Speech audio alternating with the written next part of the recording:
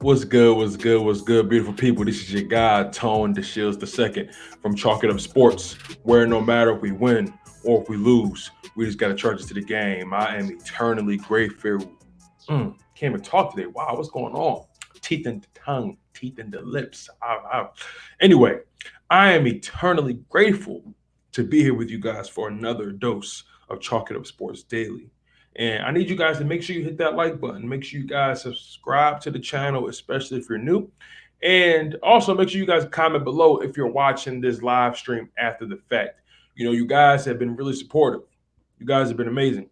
And, like I always say, the content is nothing without you guys. I'm always going to depend on you guys to help the content grow. And I'm always going to do my best to give you guys dope and wholesome content. That's just what I believe in, and I'm going to always do my best to try to be as honest as I possibly can. What's going on, Rock? How you feeling, my guy? Welcome to the show. Glad you're here, man. Super glad you're here. We got some things to talk about today, man. Some breaking news in the Deshaun Watson situation. I normally don't talk about that situation because it bores me, honestly. But uh, I think I'll bring it up today just because, there's some major developments. We're also going to talk about who's going to lead the Philadelphia Eagles in sacks this year. I got some rankings in terms of who's going to lead the team in sacks and some sack numbers for the team. I also want to talk about Dallas Goddard's impact on the team as well. We're going to dive to Dallas Goddard and we're going to figure out just how good he can be in the 2022 campaign. And I believe this is his fifth season or fourth season as a Philadelphia Eagle. Let's make sure we got that right. He's entering his fifth season as an Eagles tight end. So, yeah, we're going to talk about Dallas Goddard. We're going to talk about some of the Kareem Hunt trade rumors. We're going to get into that as well. I got a full docket for you guys so we can discuss, and I'm looking forward to it as always. So make sure you guys smash that like button. Make sure you guys are subscribed, and make sure you got the notification bell lit too, because the notification bell helps you become notified when I go live. So that's what I'm looking forward to, and hopefully you guys are down for the ride. So let's get it. Now, let's start with the most pressing news, the news that I want to get out the way because I really care less about it, is the Deshaun Watson situation. I always call it a situation because it could have been avoided. You know what I mean? It's it's poor it's poor decision making on Deshaun Watson's part. And I'm not going to be one of those guys who victim shames. It's not really my MO. I'm not going to be one of those guys who uh crucifies Deshaun Watson. I'm not gonna. You're not gonna hear me really have too many far-reaching opinions about it. I'm pretty indifferent about it because ultimately I don't know what happened. None of us do. None of us were there, and this situation is essentially a clusterfuck of he said, she said, and that is an area that I hate to be in. That's an area I hate to discuss because you can never win a he said, she said type of argument. You can never win a he said argument. You can never win a she said argument. You can never win those. Though those type of situations are always left in the room or the court of public opinion. And we all know Deshaun Watson has taken a major hit in the court of public opinion. Now, to put it in perspective, on my day to day, I don't hear people talk about Deshaun Watson at all. So, sure, I'm pretty sure there are a lot of people in this country who hate Deshaun Watson's guts. But are people thinking about it on their day to day? Do people have strong opinions about it? I think the average person really could care less. I think people pretend that they care because they have to care. And again, this isn't me disregarding anyone's experience. I can't speak for what those women experienced. I can't speak for what Deshaun Watson experienced. I can't speak on that. But what I can speak on is the fact that I believe, for the most part, people just don't really care. I believe people care because they're told they need to care. But let's get into some of the breaking news. So apparently,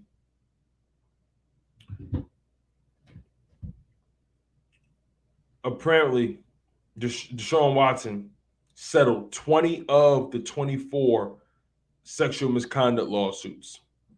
He settled 20 of 24. Four of those quote unquote victims or plaintiffs, they want to continue to see how far they can take it. Okay? That's their constitutional right to take it as far as they need to take it to trial, whatever they need to do. Now, Deshaun Watson was absolved of any criminal activity. But let me just read the article to you guys, and then we'll go from there. So that way we're all working with the same information. So the headline reads, Browns Deshaun Watson settles 20 of 24 accusers' sexual misconduct lawsuits. This article was written by Mike Chiari for Bleacher Report.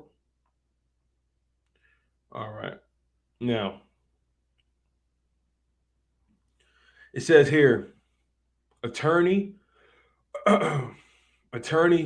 Tony Busby announced Tuesday that Cleveland Browns quarterback Deshaun Watson has settled 20 of the 24 civil lawsuits filed against him by a woman accusing him of sexual assault or misconduct. According to Brent Schottenboer of the Akron Beacon Journal, Tony Busby, who is representing the plaintiffs, essentially the victims, said the following in a statement. Today, I announced that all cases against Deshaun Watson, with the exception of 4, have settled. We are working through the paperwork related to those settlements. Once we have done so, those particular cases will be dismissed. The terms and amounts of the settlements are confidential. We won't comment further on the settlements or those cases. These are the words of attorney Tony Busby, who's representing the woman. End quote, by the way. That's the end of his quote. All 24 of the civil suits were filed against Watson by a woman accusing Watson of sexual assault or misconduct during massage therapy sessions while he was a member of the Houston Texans. Tony Busby noted Ashley Solis, who was the first woman to file a lawsuit against Watson and also the first to publicly identify herself, is one of the 4 plaintiffs to have not agreed to a settlement. Busby added that he is looking forward to trying her case and the other 3 that remain active. In addition to the 24 civil cases filed against Watson, he faced 10 criminal complaints, but 2 grand juries in Texas declined to indict him. After the first grand jury decided against pursuing charges, the Browns acquired Watson from the Texans. Okay, let's move on. It says the NFL could still suspend Watson for some or all of the 2022 season if it is determined that he violated the league's personal conduct policy. Per Cleveland.com's Mary Kay Cabot, a statement from NFL spokesperson Brian McCarthy read, quote, today's development has no impact on the collectively bargained disciplinary process, end quote. You know what I take that as? I take that as we don't care how this thing going down. We're going to discipline him the way we see fit. Watson did not play at all last season, despite remaining an active member of the Texans roster, while the police complaints and civil lawsuits remained active. But the Browns acquired him in hopes of getting the player who was a Pro Bowler in 3 of his first 4 seasons. Okay. So this situation is very interesting. I don't care about it in the grand scheme of things, but it's interesting because money talk and BS walks, right? And clearly, these 20 of these 24 women got what they wanted. Did they want justice? Maybe. Were they in it for the money? Maybe. I'm not here to indict anybody. I'm not here to say who was right and who's wrong. I'm not getting into that with this Deshaun Watson thing. It's not what I'm here for. I'm here to just really talk about it and really bring it down to the ground level. It's important to know who you're around. I've never been a pro athlete. I've met pro athletes. I don't know what it's like to represent a sports organization. I don't. But I do know what it's like to represent a company. I know what it's like to represent my last name, my family. I know what it's like to represent an entity that requires respect. And I believe we all require respect. Our last names, above all else, is the entity that requires the utmost respect. And I believe Deshaun Watson, again, I'm not here to say who was right, who was wrong, who's telling the truth, who's lying. But what I am here to say is that Deshaun Watson was moving recklessly. Whatever happened, happened. I don't know. But he was moving so reckless to the point where several, over a dozen women were able to somehow, some way have a case against him about sexual misconduct. How many massage therapists he actually had, we may never know. The rumor is upwards of 60. That's the rumor.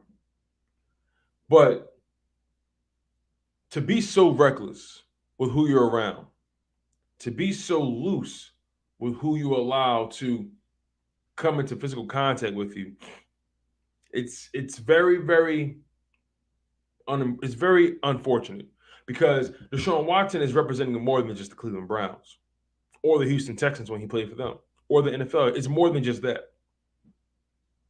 Your family, your last name, your loved ones, people you hold dear. Sure, maybe they never turned their back on you, and that's great. But you have to be more careful when you're someone of prominence.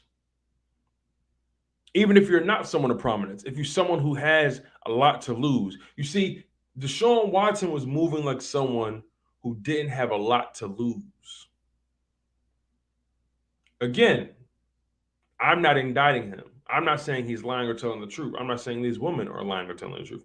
I'm saying the bottom line is he was moving recklessly because he allowed too many people to come in direct contact with him, to have access to him.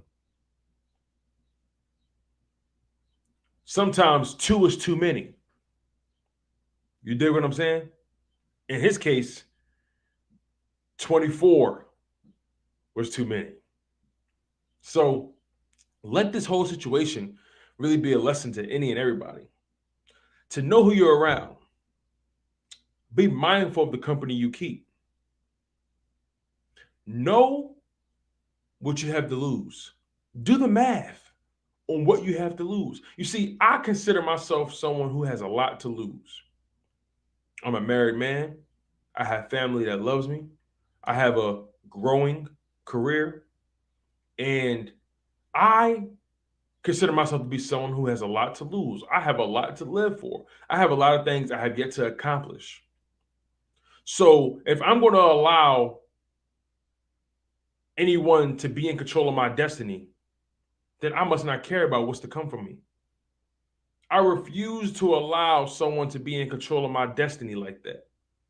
Deshaun Watson allowed too many people to be in control of his destiny. And I'll leave it at that. Know what you have to lose.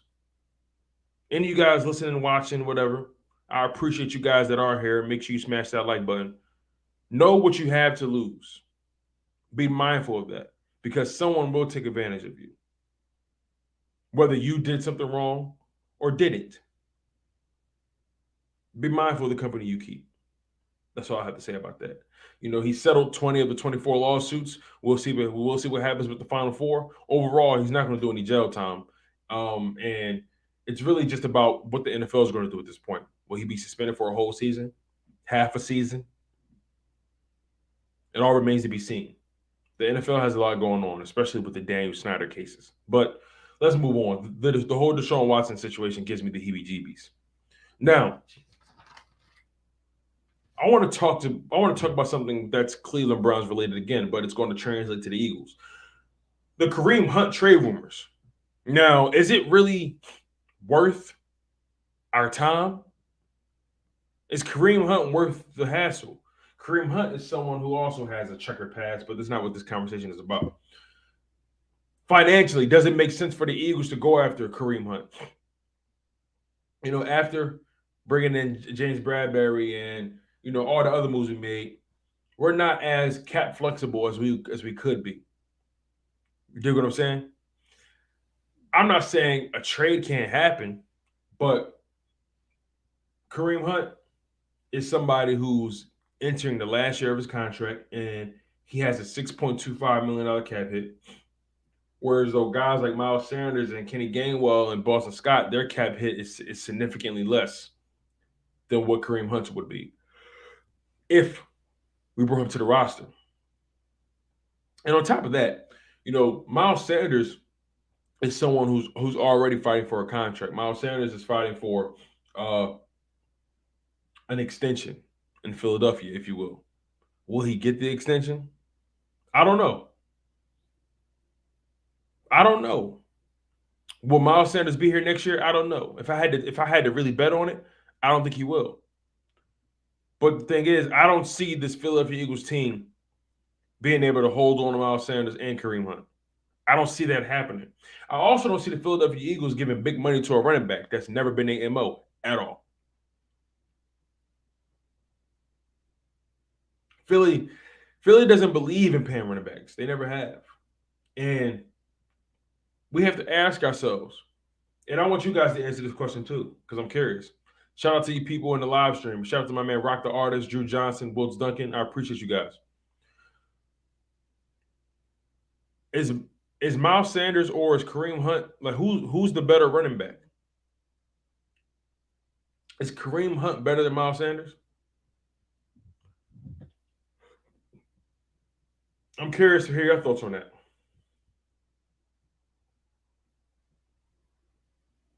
Is Kareem Hunt better than Miles Sanders?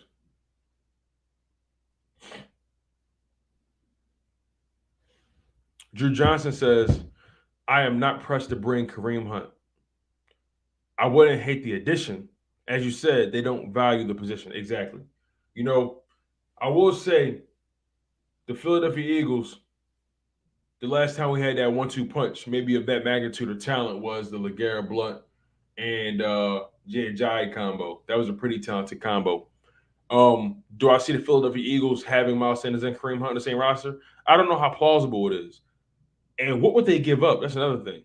Are they going to send Andre Dillard and Kareem Hunt? I mean Andre Dillard and Jalen Rager to the Browns for Kareem Hunt? Is that likely? How will they use Kareem Hunt? Is it going to be the 1-2 punch with Kareem Hunt and Miles Sanders? Where does Kenny Gainwell fit in? Is Kenny Gainwell going to be using those pass catching utility roles? Then Boston Scott, these questions have to be answered. Will the combo be deadly? Yeah, for sure. It would be. Let's continue though. Martin Jones says Kareem Hunt is better than Miles Sanders. He also says Kareem Hunt and Miles Sanders would be crazy. That would be a crazy combo. I'm not going to act like it doesn't sound exciting. I don't want to be too facetious about it. Kareem Hunt and Miles Sanders together, that would be pretty exciting. That would be pretty exciting.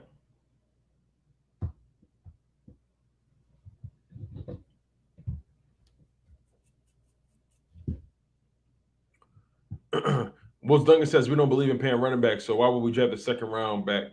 We're going to have to pay somebody. True. Drew Johnson says Kareem Hunt has proven more than Sanders. Sanders never been utilized as Hunt. Hunt was a top 5 back, if not mistaken, before his issues. That's a very, very, very good point. There was a moment where Kareem Hunt was the man. Now, in all fairness, Kareem Hunt has never had a 300 carry season. So Kareem Hunt has never really been the quote unquote bell cow. Now, Kareem Hunt has an injury history that is shaky. Last year he had an injury history that he only played in 8 games, and he only had 386 yards on 78 rushing attempts, but he had 5 touchdowns. And he had 175 yards receiving. So, I mean, does Kareem Hunt have an inconsistent pass? Okay, let's be honest. Kareem Hunt's last 4 seasons have been really, really inconsistent. His last 3 in particular. His last 3 seasons are 179 yards, 841 yards, 386 yards. Now, his 2020 campaign was probably one of his better years in a long time. But overall,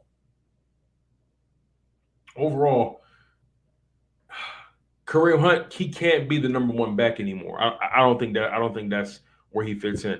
A combo with Kareem Hunt and Miles Sanders would be pretty exciting. But I just don't think it's plausible.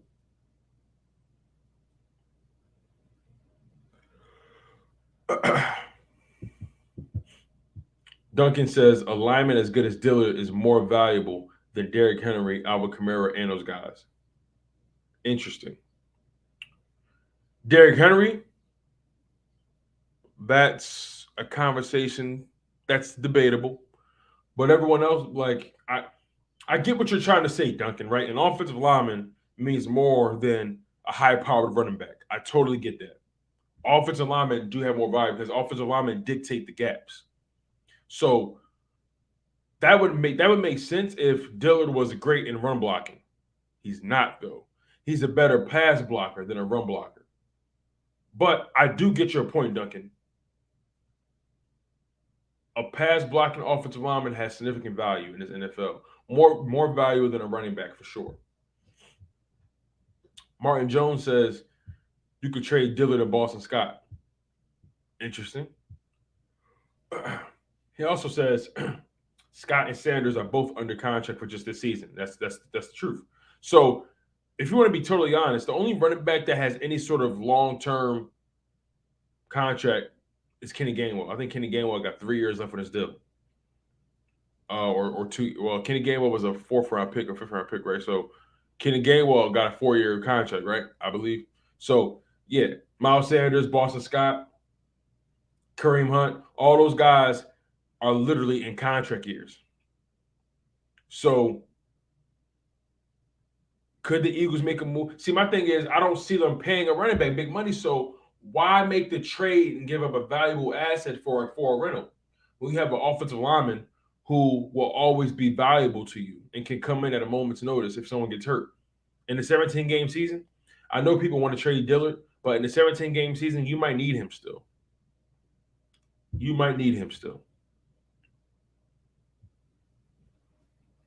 Martin Jones says Kareem Hunt has been behind a top 5 running back to that can carry 3 downs.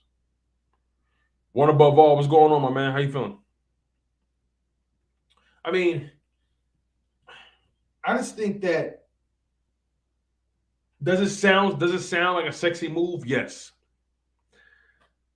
Would it make our offense that much more explosive? Yes. But how many touches is he going to get? You know what I mean? Is the trade-off worth it?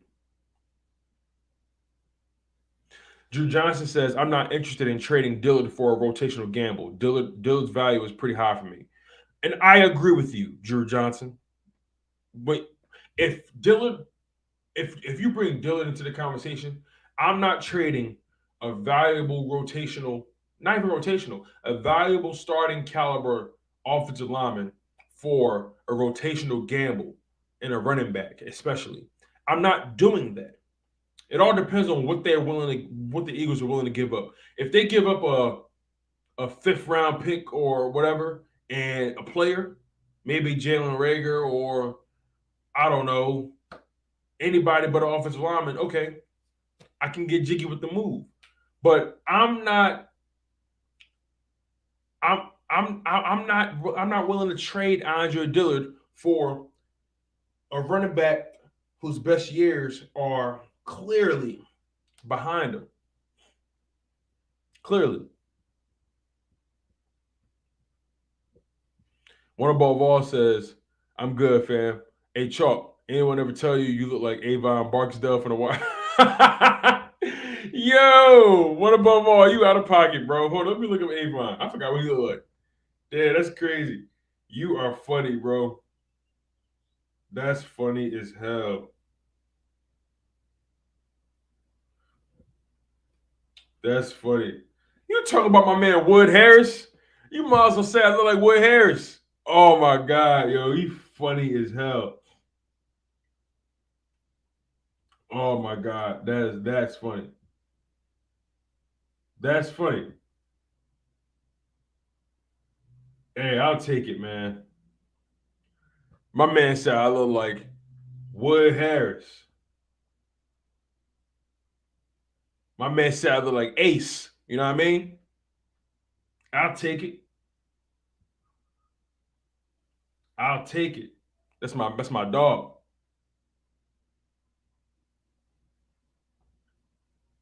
My man said I look like Julius Campbell. He's trying to say I look like Julius Campbell, man. That's crazy. What above all? You funny. Martin Jones says, I feel like Dillard is going to be going anyway. It's just a matter of who it's for. You may be onto something, Martin. I don't think they're going to resign Dillard. I just think the deal has to be worth their while. And if it's not worth their while, I don't think they move on from him. They could honestly move on from him at the trade deadline. But it has to be worth their while. That's really how I see it. If the deal don't make the cut, because the Eagles know his value, former first round pick, has improved steadily every year. Not good enough to. I mean, he got beat up by Jordan Mailata. It is what it is. But Andre Dillard has grown into his body. He's put on more muscle, more strength. He played some pretty good reps last season when Mailata got hurt. But I think Dillard is definitely a starting caliber of tackle. See, here's another thing as well. Like, there aren't many. See, offensive linemen are hard to find. People think offensive linemen just fall off trees. No, there are teams who are still trying to figure out their offensive line for years. There are teams that have been struggling to figure out the offensive line. Like, I feel like there's a chance us as Eagles fans take offensive line play for granted. And I don't mean this in a negative way. I mean that we've been so spoiled. We've been so blessed with having top-notch offensive line play. But even further than that, we've had top-notch offensive line coaching and evaluation. That is a big deal. There are teams that would kill for a Jeff Stoutland, that would kill for our type of evaluations when it comes to the offensive line. We may not be good at drafting wide receivers, but damn it, the offensive line gonna always be tight. The only thing that could ever stop this offensive line is health. That's it. Other than that, this offensive line has been legendary. You can make an argument the Eagles' offensive line has been top 10 for the past 20 years. Now, obviously, there's been various combinations of offensive line. But let's be frank about it. You can really make an argument the Eagles have had a top 10 offensive line for the past 22 years, for the entire 21st century. Is that really blasphemous to say? You guys let me know. Am I tripping or not? Is that blasphemous to say? Is it fair to say the Eagles have had a top 10 offensive line for the past 20 years? Sure, you may have those years where the injury bug comes in and you have a down year like we did in 2020. The 2020 season was one of the worst years for our offensive line. We gave up so many sacks, but health was not on our side. You exclude the singular down years, the Philadelphia Eagles have arguably had one of the top offensive lines for the past 20 years. Think about this, right? Let's put it in perspective. We went from Trey Thomas to Jason Peters to Jordan Mailata. How many organizations can honestly say they've had that level of consistency in particular at the left tackle position? How many?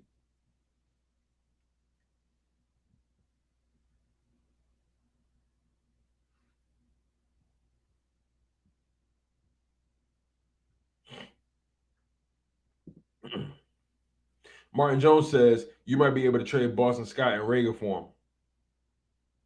Interesting. Boston Scott has proven that he can be very productive. Boston Scott he has a nose for the end zone. But I'm gonna be honest with you. All right? You guys might laugh at this. Oh my god, you guys really might laugh at this.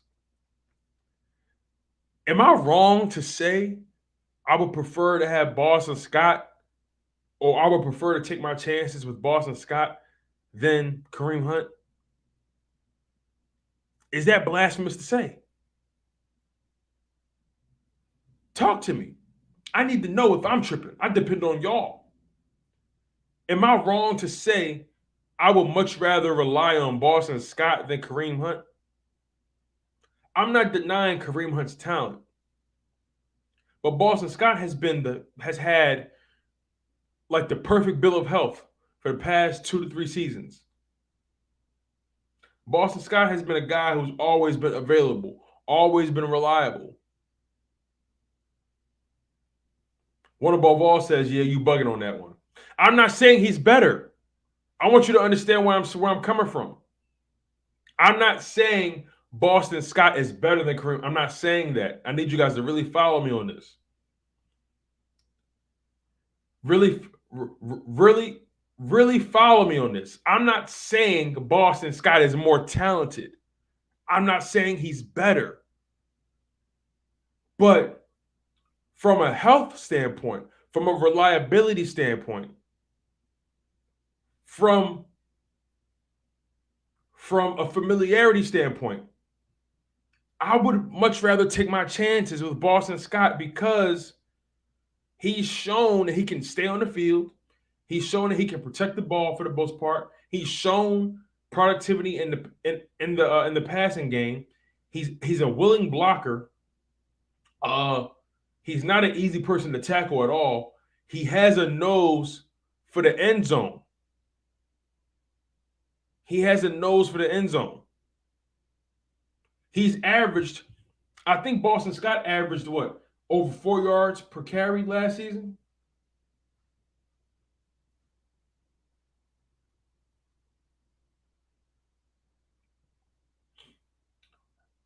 Did you guys know? Oh, you guys. Did you guys know Boston Scott is averaging 4.4 yards per carry for his career?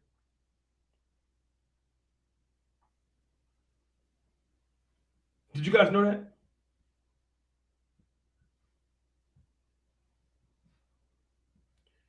Did you guys know Boston Scott is averaging 4.4 yards per carry? One above all says, "Yeah, you bugging on that one." Martin Jones says, "Might be a little crazy, but sometimes the crazy take is correct." Drew Johnson says, "Not blasphemous at all." One above all says, "Boston Scott is a good player, but he can't tilt the rock 20 times a game. He is healthy because his snaps are limited." But history has shown that Kareem Hunt can't do it either. Right? He's been hurt these past couple seasons. He's been hurt, right?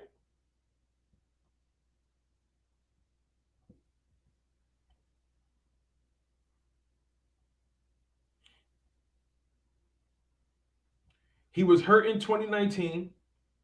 He played all 16 games in 2020. Then he got hurt in 2021. Again, I'm not saying Boston Scott is better. Trust me, I'm not saying that. I'm just saying I would much rather rely on Boston Scott.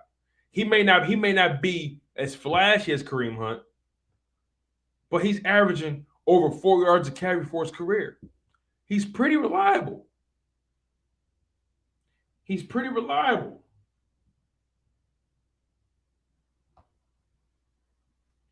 And has been pretty healthy 2 years in a row.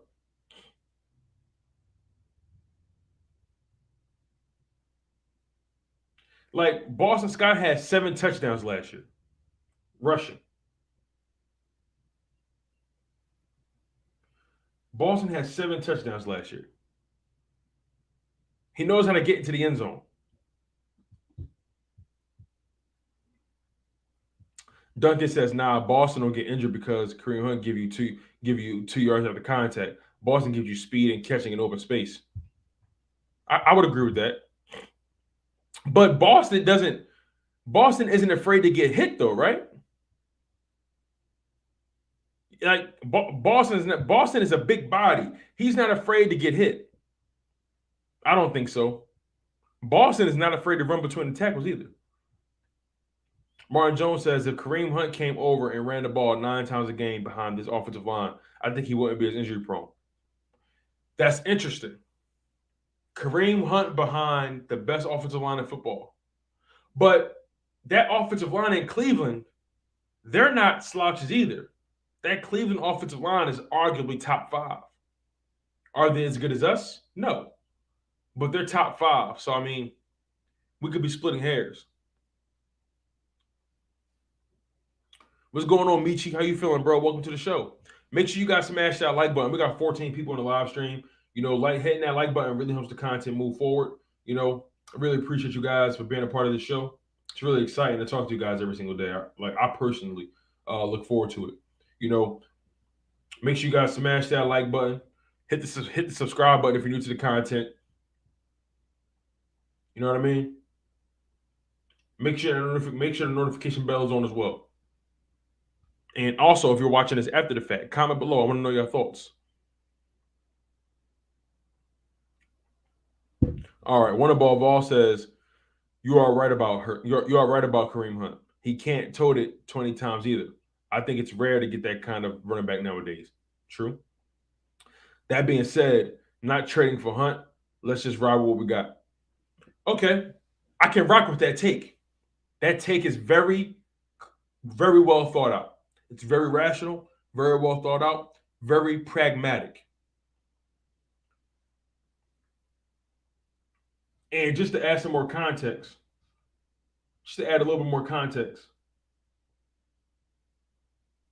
Kareem Hunt is only averaging 13 attempts per game for his career. Let's put it in perspective. Kareem Hunt is averaging 13 attempts per game for his career. In 2021, he was averaging a little under 10 attempts per game. In 2020, he was averaging about 12 attempts per game. 2019, he was averaging 5 attempts per game.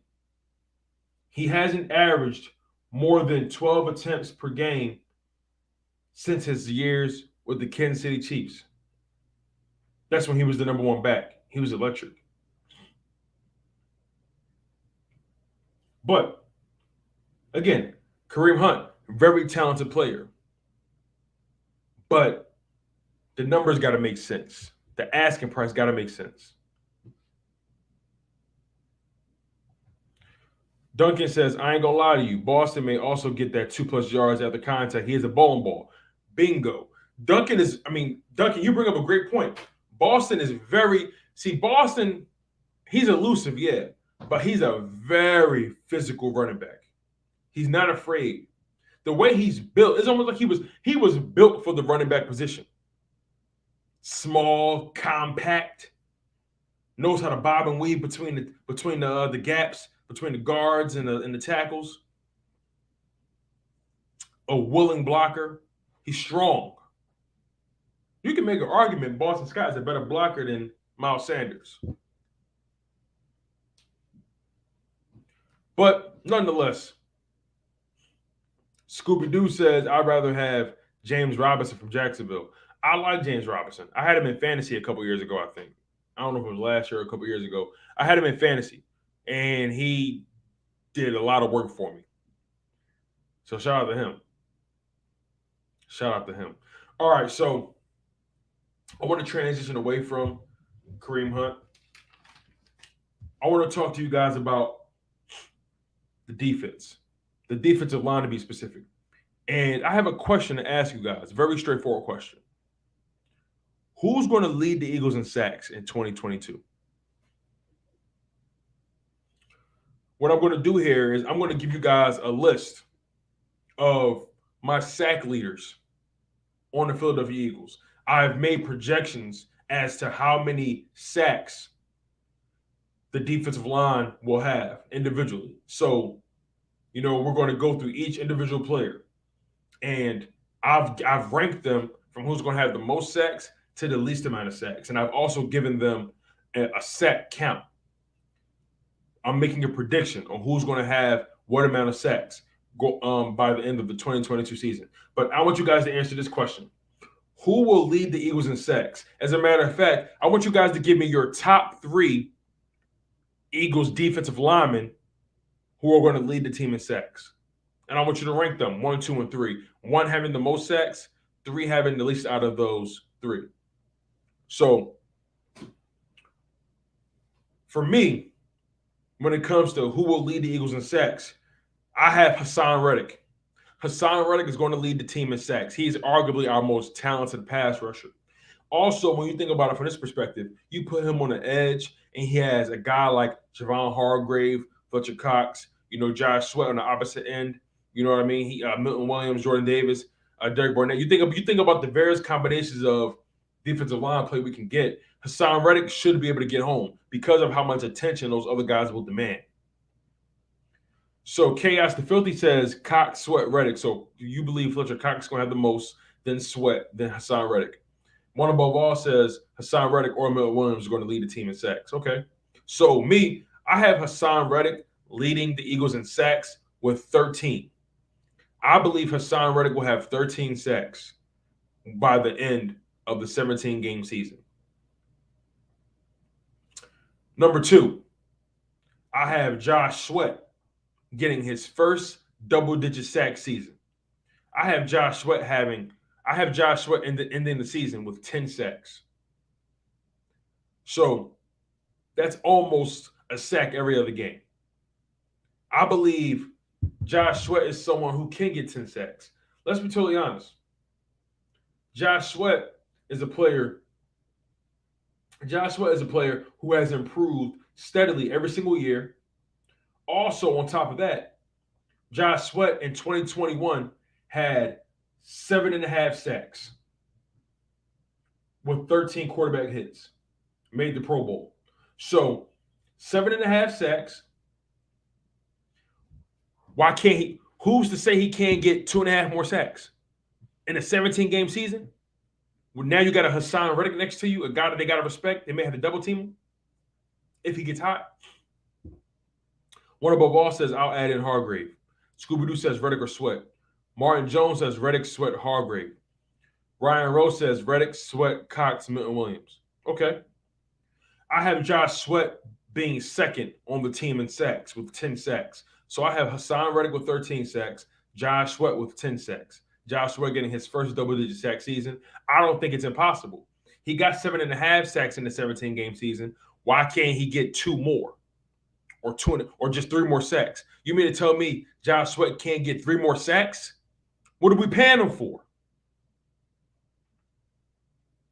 It's a good contract. Don't get it twisted. But I believe Josh Sweat should have a double-digit sack season, especially with the guy like Haason Reddick demanding that much attention. Then you got Javon Hargrave, Fletcher Cox, Jordan Davis. There's no reason why he shouldn't be able to get 10 sacks. On a side note, Duncan says, I always said Boston Scott ran like a roach, twitchy. Scott and Howard run harder than Sanders. That I agree with you 150%. Miles Sanders runs skittish to me. He runs like he's afraid to get touched. Scott and Howard, they run full force, north-south. All right, back to my sack numbers. So I said Haason Reddick is going to lead the team in sacks with 13 sacks. Josh Sweat is going to come in second with 10 sacks. Coming in third will be Javon Hargrave. I believe Javon Hargrave will have 8 sacks. Now, to put it in perspective,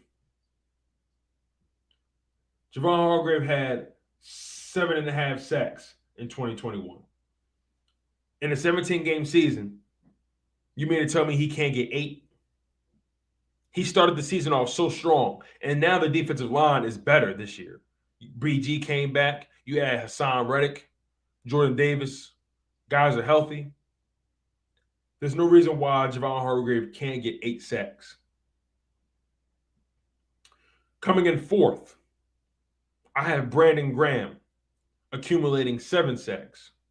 Now, Brandon Graham is coming off of an injury year towards Achilles. And, we're expecting him to essentially be back to form. I don't necessarily know how explosive he will be, but to put it in perspective, in 2020, he had 8 sacks. In 2019, he had 8.5 sacks. 2018 was a down year with 4 sacks. 2017, he had 9.5 sacks. His best year as a defensive lineman was the Super Bowl year with 9.5 sacks and 14 quarterback hits. Now, I believe Brandon Graham can get 7 sacks. I believe Brandon Graham gets 7 sacks. I don't see why he can't. Then, coming in fifth, as much as this guy annoys the hell out of us, as much as this guy kills us, I believe Derek Barnett is going to have 5 sacks this year. Because he's going to be in a rotational role, he's going to be fresher. He's not going to be asked to do too much. And he's a violent pass rusher. He's aggressive. Sometimes too damn aggressive. But he's aggressive. And I'd much rather have a guy who's aggressive than not aggressive at all. He just has to become more disciplined. That's his issue. But in the 17-game season, I believe Derek Barnett can get 5 sacks. Like I said, I expect his defensive line to be significantly better this year. Next, I have Fletcher Cox with 5 sacks on the season. Fletcher Cox will be ranked, by my estimation, 6th on the team in sacks with 5 sacks in the 17-game season. Now, remember, Fletcher Cox most likely will be rotated, between Hargrave, Milton Williams, Jordan Davis. You might see Marlon Tuipulotu. If somebody get hurt, you might. But I'm just saying, one above all, I get it. I get it. Let me make sure what his contract is, though. Is he really making? He's not making $10 million a year.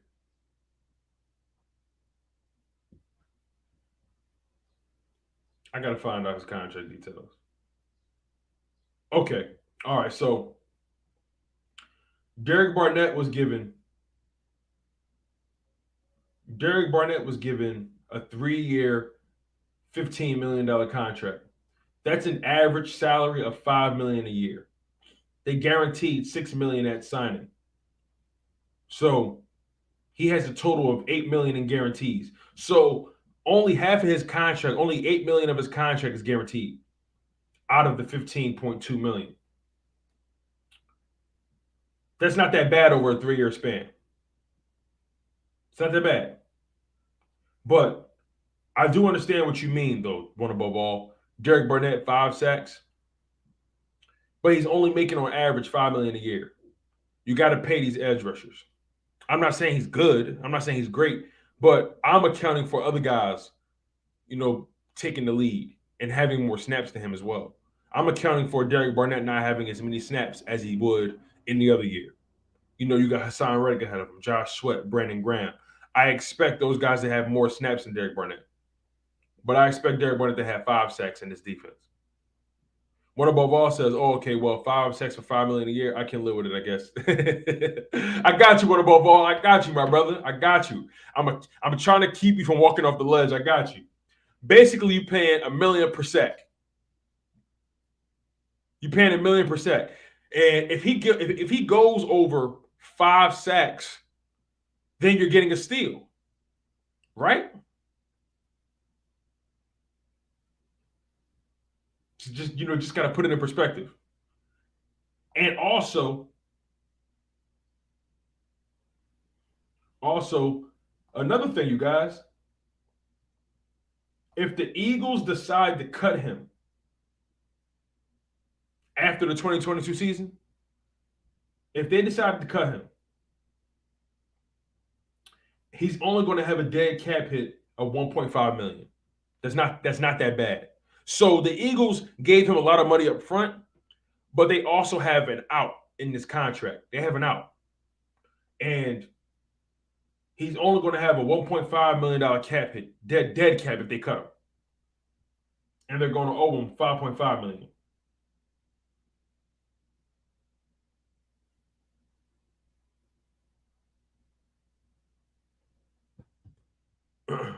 All right, so after Derek Barnett with 5 sacks, I think I said, okay, yeah, Fletcher Cox is going to have 5 sacks.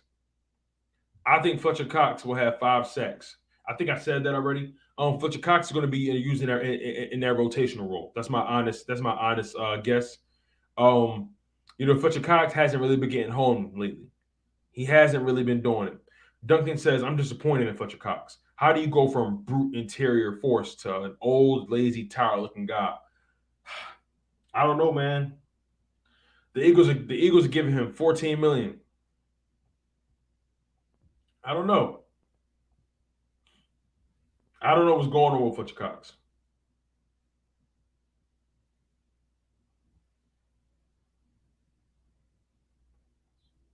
But as of right now, Fletcher Cox is playing on the Eagles on a 1-year, $14 million contract. The entire contract is guaranteed. The entire contract.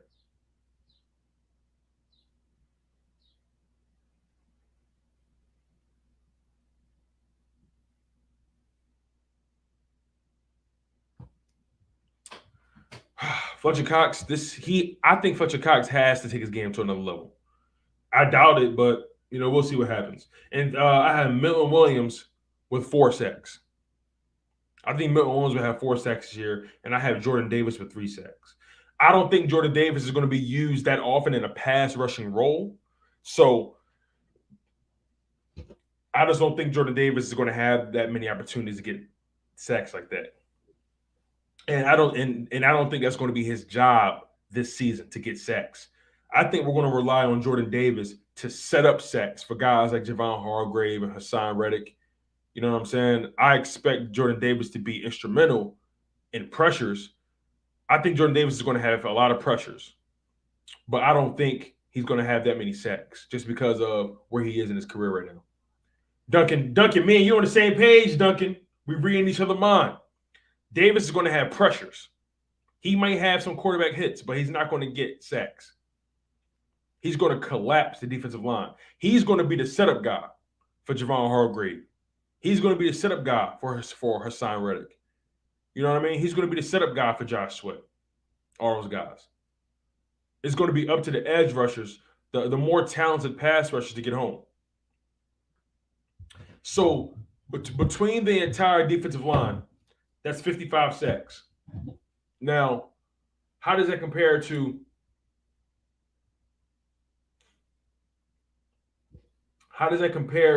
last season?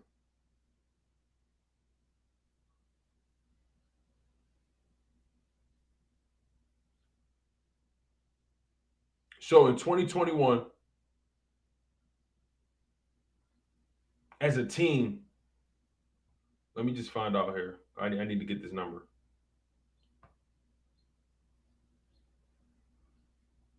I need to get this number. All right, so for the 2021 season, the Eagles were only able to get 29 sacks. That is terrible. In the 17-game season as a team, the Eagles were only able to get 29 sacks. I expect them to get 55. That's a big jump. That's 26 more sacks. But the defensive line is more talented. One above all says, Milton Williams is silly, is crazy athletic. I think we will see a man break out this year. Hey, that'd be awesome. I mean, he's going to be in that rotational role, behind Jordan Davis and, you know, well, behind Javon Hargrave, Fletcher Cox, and next to Jordan Davis. They're going to be constantly rotated. See, this defensive line should be fresh all the time. Jimmy Garrity says, I will put Milton on the edge sometimes. Hey, that's the thing. This defensive line is multiple. Drew Johnson says, Caroline Johnson. Hey, well, I'm only talking about, defensive linemen. I understand that Hassan Reddick is a linebacker / edge rusher, but he played the edge his past 2 seasons. So I'm putting him in that defensive line category. Duncan says we lost Brandon Graham and went from a top 3 sack team and went to a bottom 3 sack team. Let's talk. Bro, you're right. You're right. It makes no sense. It makes no sense. Like, I mean, BG, his mentality goes beyond just like it's beyond just the numbers for BG. BG provides an attitude, a swagger.